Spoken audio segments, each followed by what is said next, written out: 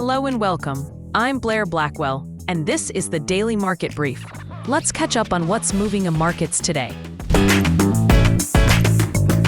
Good morning. It's Friday, 12th December, London Open. UK growth and Bank of England expectations are in focus. Risk appetite is carrying over from Wall Street's fresh highs, and gold and oil are reacting to a softer dollar and simmering geopolitics. In the UK, today's October GDP report is expected to show only a marginal uptick.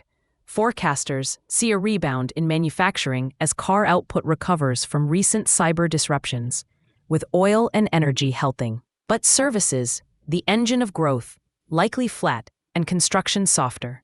That leaves fourth quarter momentum subdued and budget uncertainty lingering into year-end.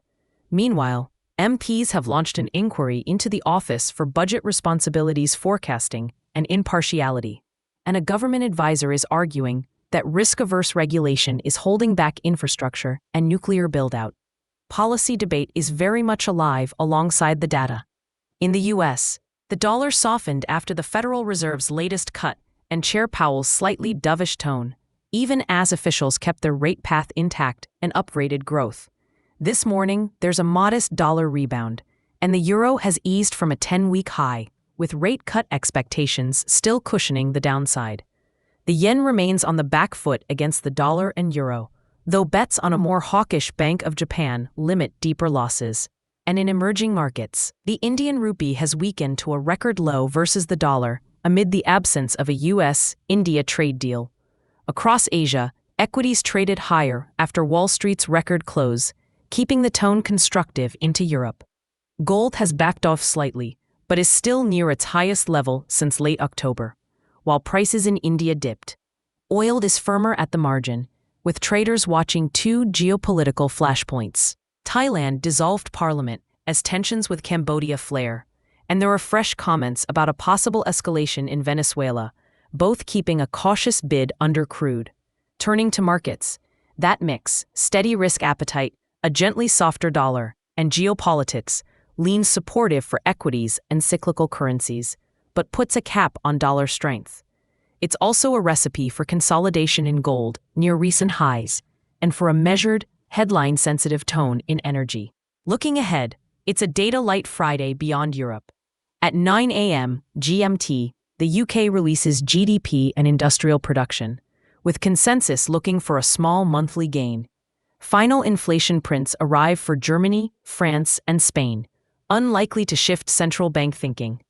The U.S. calendar is quiet, apart from a few Federal Reserve speakers.